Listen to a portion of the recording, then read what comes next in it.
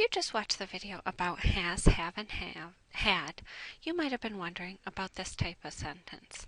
I don't mind if I have to sit on the floor at school. All I want is education, and I'm afraid of no one. What does this mean? Have to sit. Why don't we have to use a participle after have to? That's because after have to is a modal.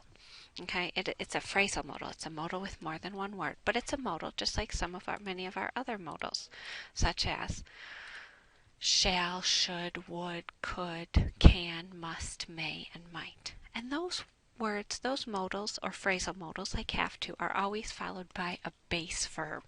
And remember that a base verb means it doesn't have any s, it doesn't have any ed, it has no ending, it's just a plain old verb, and it doesn't change. Okay, so let's look at some examples of those from our sentences. Modal plus base verb. Here's an example. You can found tutoring at college. What's the problem with can found? Found is a past, so we never use the past with can. We just use the simple present, the form with no ending. So we say, you can find tutoring in college. My son likes video games, so I must too like video games. What's the problem here? Have to is a phrasal verb, so we could change this to I have to like video games. Okay, or if we're going to use must, we need to take that to out because it should just be followed by the base form. Someone might think that you are very smart.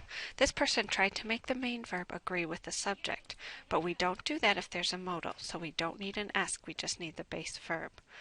Okay, study could make a person smart. Again, take that s off for the main verb. Finally, this problem can affect my grades. Okay? There's a problem here. Many times we can say can be. Okay? For example, she can be happy when she wants to be.